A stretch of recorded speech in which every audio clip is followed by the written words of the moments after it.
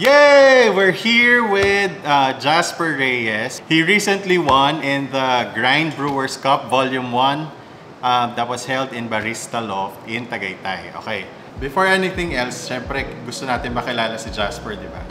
Sabihin mo naman sa amin kung anong ginagawa mo talaga. Kasi most coffee enthusiasts, most coffee experts, most people in the coffee industry, hindi yun yung totoong career nila.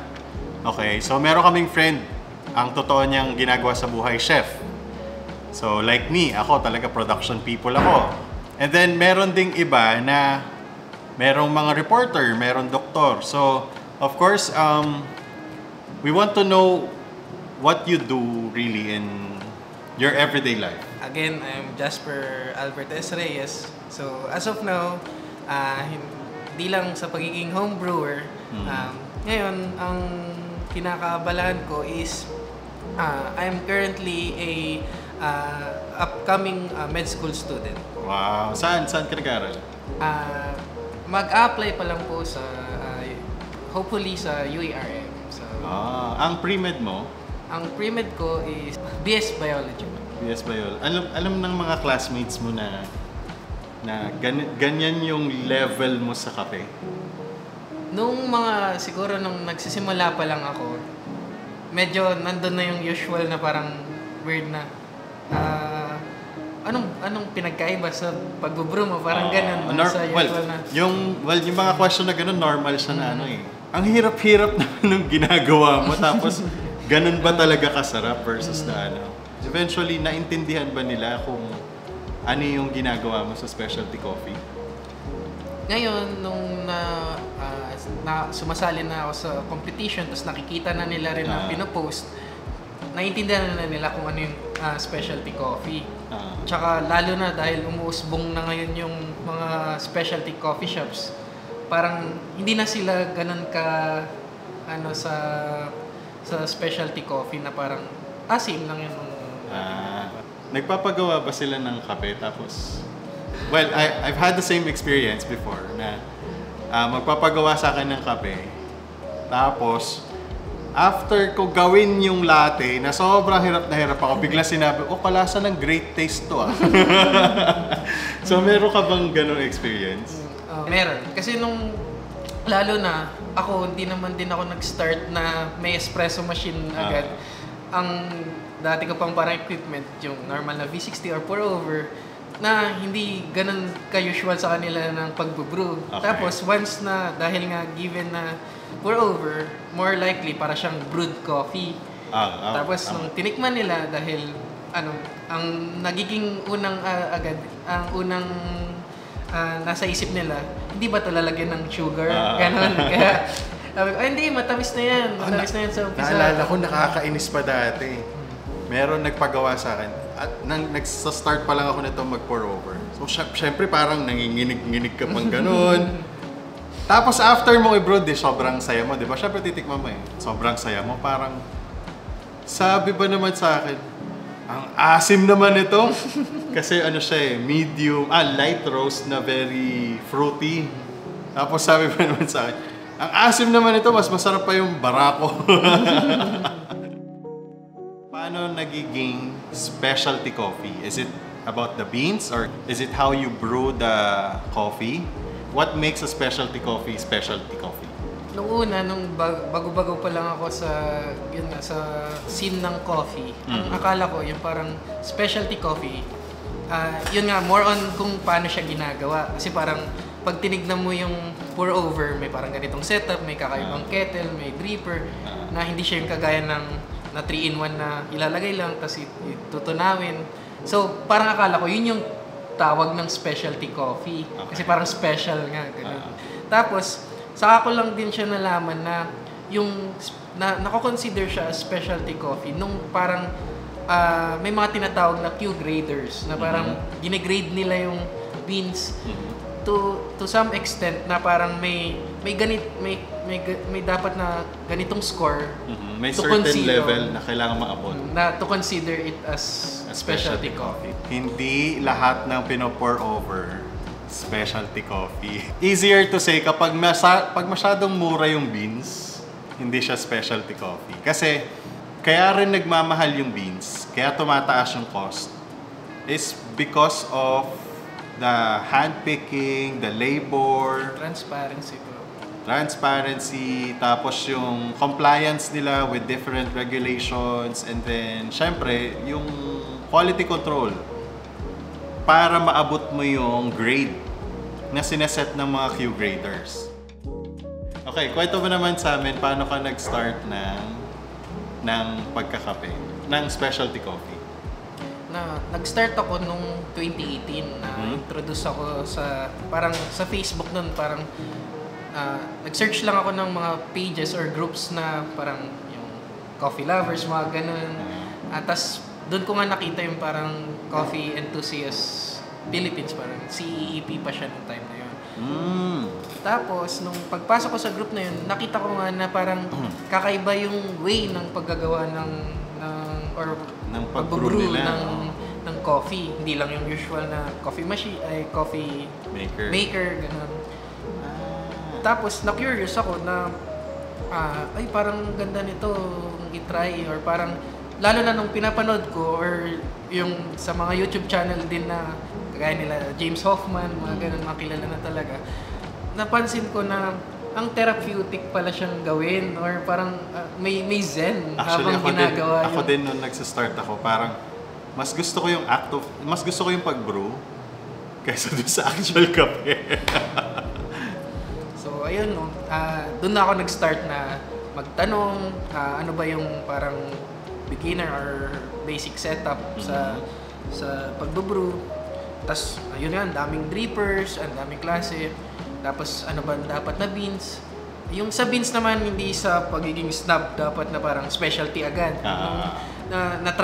Dumaan din naman ako sa, hindi ko rin alam yung mga dati pang na mga beans noon na yung mga flavored, mga sprayed na beans. Dumaan din ako doon. Tapos yung mga sagada, mga gano'n na hindi naman sure kung yun talaga yung pinanggalingan.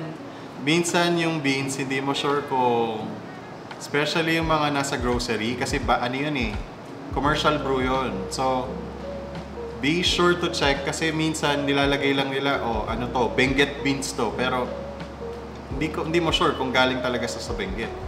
Tapos meron kaming nabibili na Liberica beans, kasi yung best friend ko, si Direk Bijoy, meron siya binibili na Liberica beans.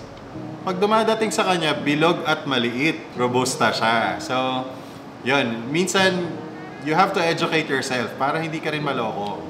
Sa sobrang hindi pa ako ganun ka-aware sa specialty coffee, ang pinaka-naalala kong una ko pang beans nun, yun nga, grocery beans pa siya. Tapos ang nakasulat pa, Italian blend. Wow. Tapos talagang sobrang dark ng pagkaka-roast. Tapos, syempre ngayon, meron ng mga filter roast, mga ganun na parang mas bagay siya for pour over. Nung trinay ko yun, syempre parang dumaan din ako dati na parang ang pretentious ko pa kung ano yung nakasulat, kung ano yung notes na parang nalalasahan ko yung berries. Pero sa totoo parang pait naman ako. Hindi, sige, baka go lang, ma-enhance ko naman siguro to pag brew lang ako ng brew.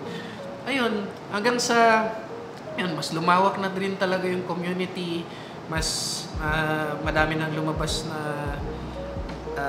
mga equipments, tapos mas nakilala ko na rin or mas naaral ko na rin yung iba pang pagbubrew or yung mga theories. Meron ka bang mga secret training na ginagawa mo? Talagang inaaral mo siya na to the science of the coffee?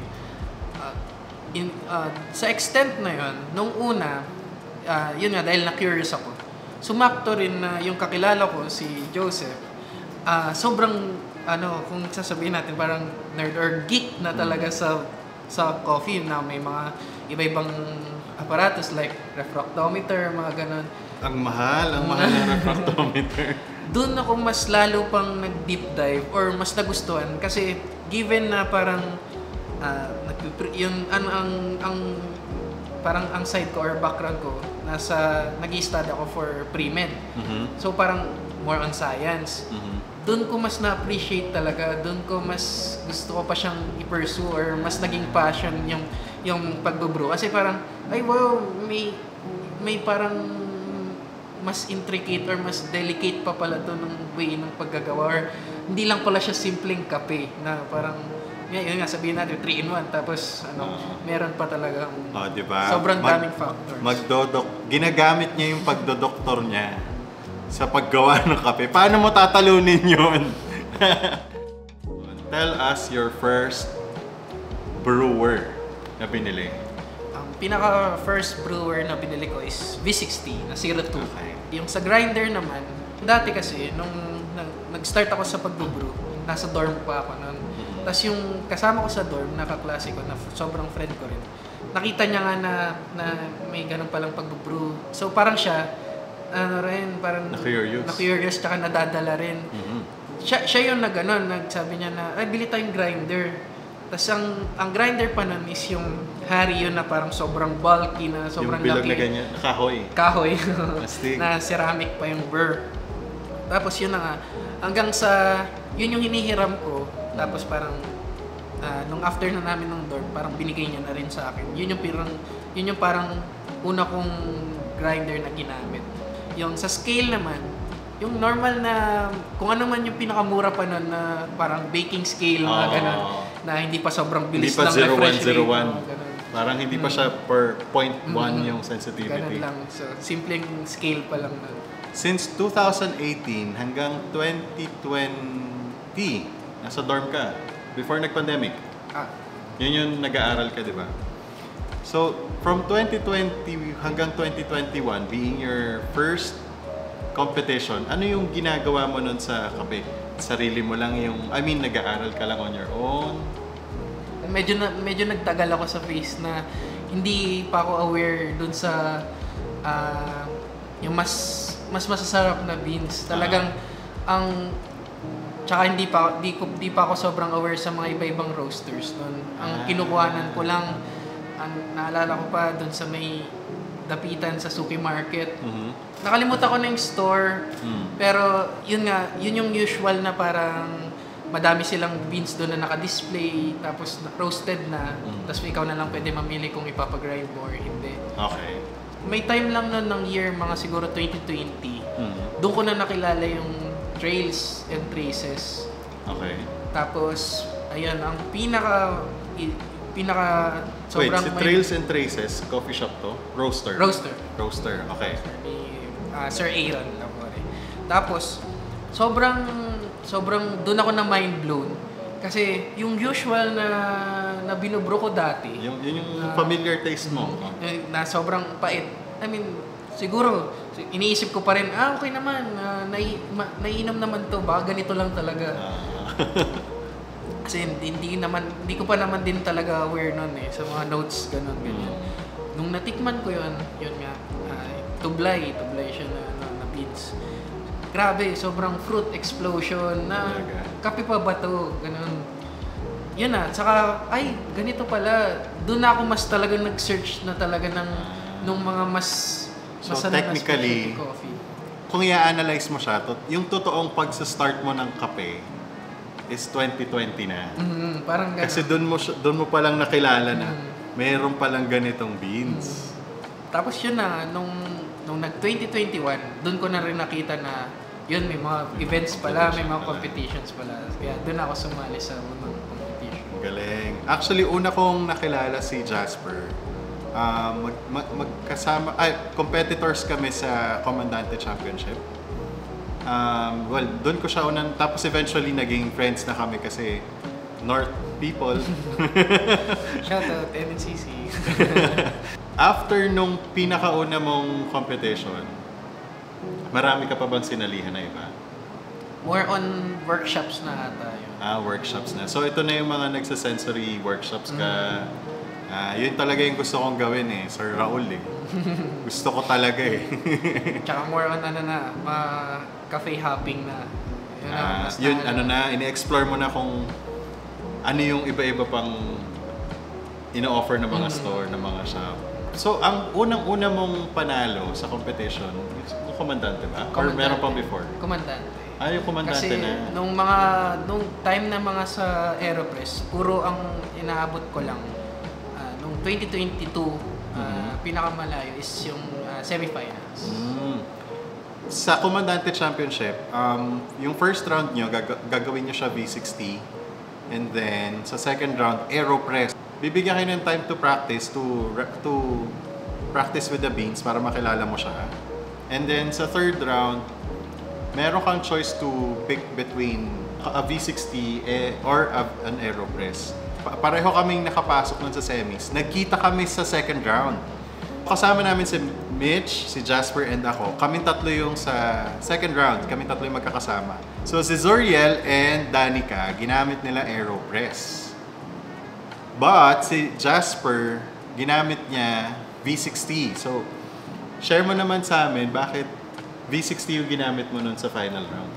Para sa akin, para matest ko kung ano yung gagamitin ko or parang kung ano man yung parang magiging outcome ng mismong ibabrew. Kukuha ko ng isa, tapos titikman ko. Kakagatin May practice mismo. din to, di ba? Parang may time din na binigay sa inyo. Okay. Tapos nun nga, nung kinagat ko siya, ano siya, sobrang ma-floral. Okay. Tapos, doon ko rin napansin na parang sila nga mag-AeroPress. Gusto ko rin para maiba. Para, syempre, kung titikman yan, parang, ay, wow, parang kakaiba. Yun yung nasa isip ko noon. Strategy. Pagkatikim ko ng beans, naisip ko, bagay to pag V60. V60. Pag nag-V60 ako, parang mas na-highlight niya yung acidity. Tapos dahil alam ko na parang floral, sabi ko, mag-high temp ako. Parang ginamit ko ng 95 or 96. Yun, nag-work naman. Galing. Siya yung champion ng Comandante Championship. Risky yun yung magna-96 ka kasi kung masyadong malambot yung beans, tapos nag-96 ka, papait yun, di ba? Tama ba?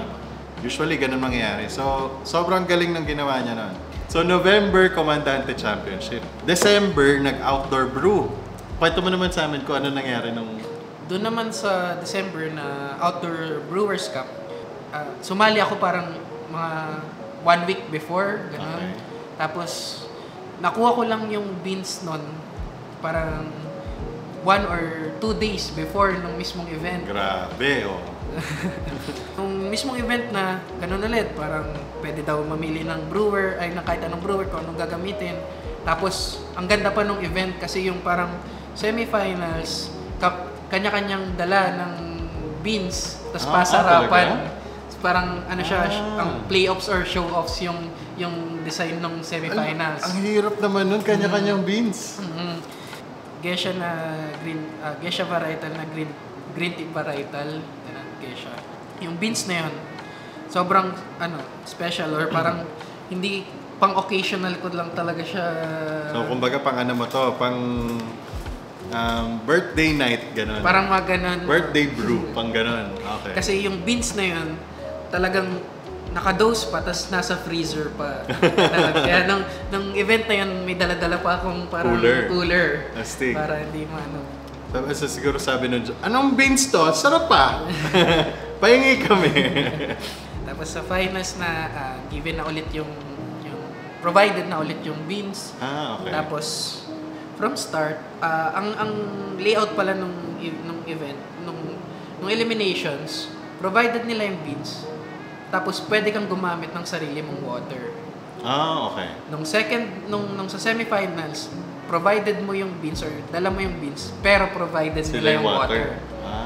Which is kakaiba na naman yung TDS. Tapos nung last na, nung finals, provided nila yung beans and provided nila yung water. Sa finals nung outdoor brew, ilan kayo naglaban-laban? 5 lang pala.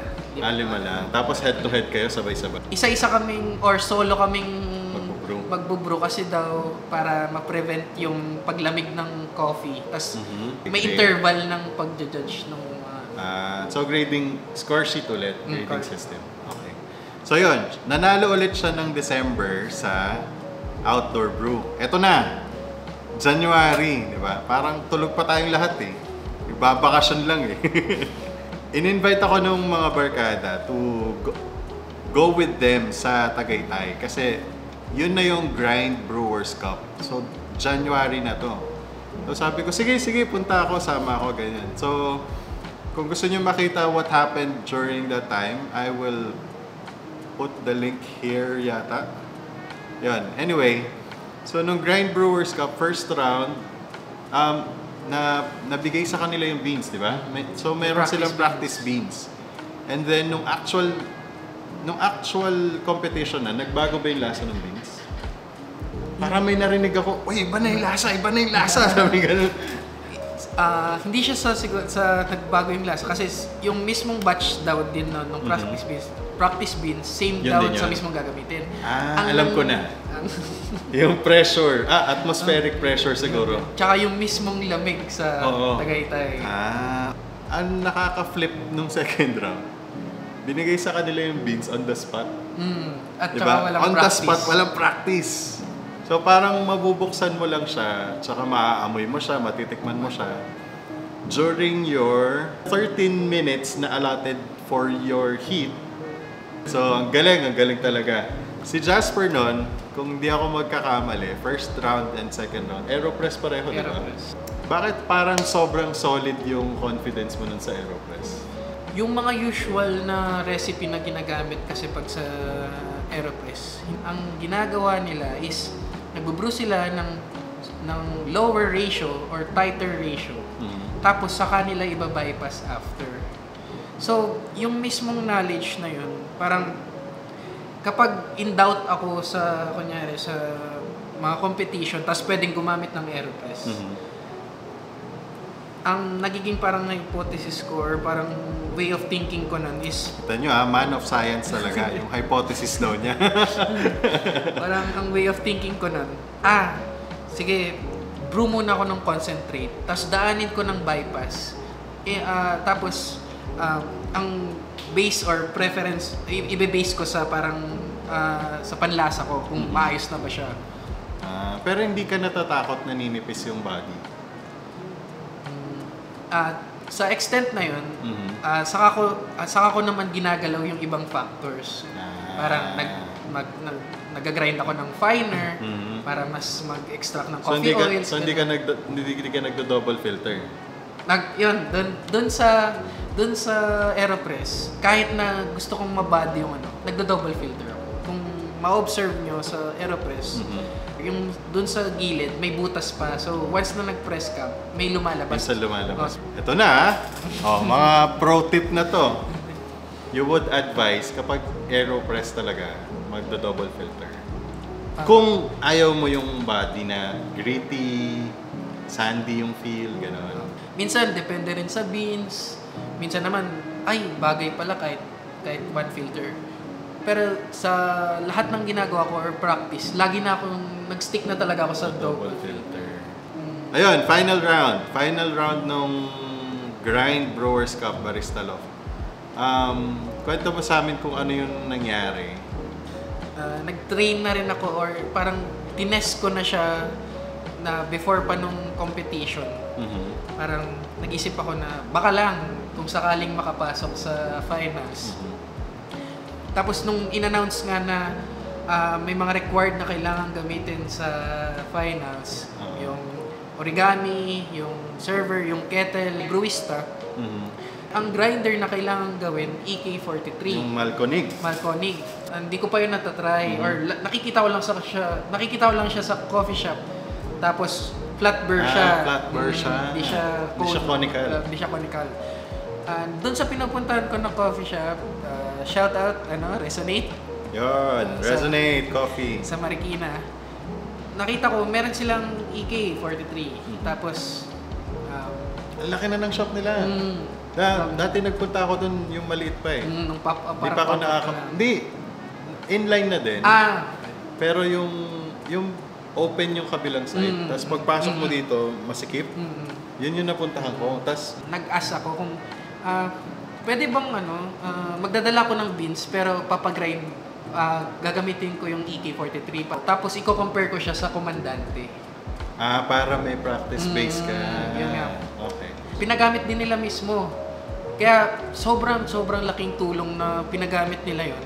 Tapos yun na, trinay ko na yung per grind setting doon. Tapos nagtanong ako, ano bang usual nyo na na grind setting dito pang pour over.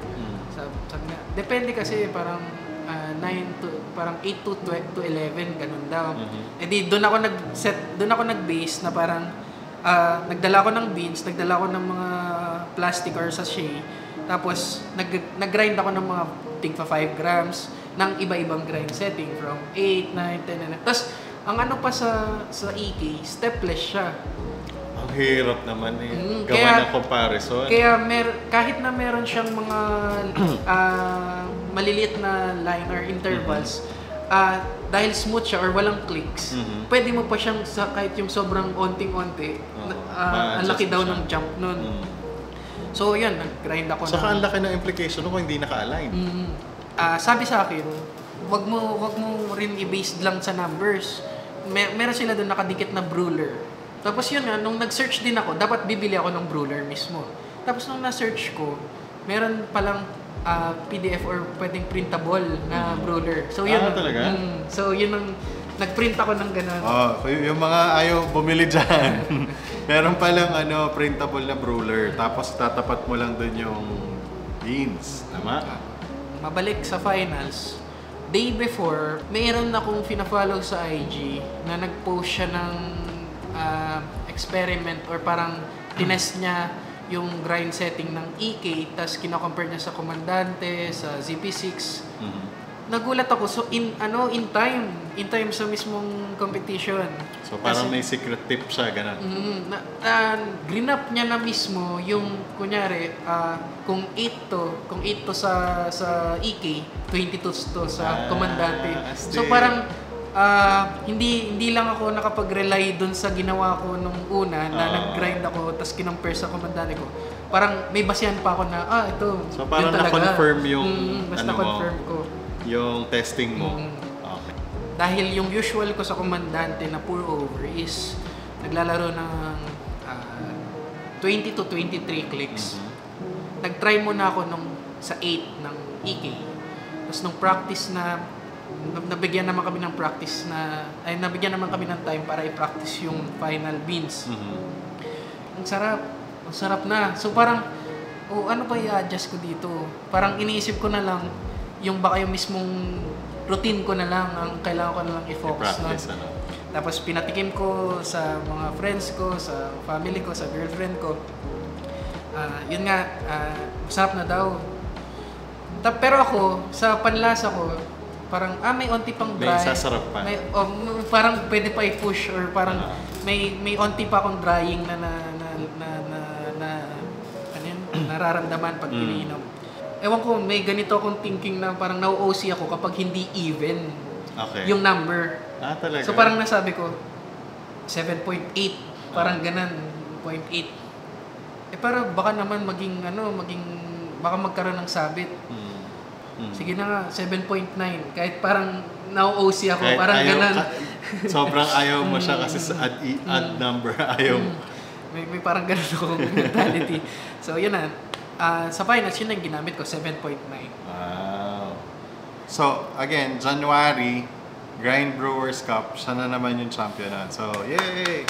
Congratulations! So, imagine from November, December, at January. Kaya actually, niloloko na siya ng mga barkada. Sabi, ban ka na, ban! Bawal ka na sumali. Ayun. So, again, congratulations for being the recently crowned Grind Brewers Cup champion. Yan yung volume 1. In the next videos pala, gagawa kami ng mga recipes ni Jasper. Ayan. So for now, thank you so much for watching. Bye!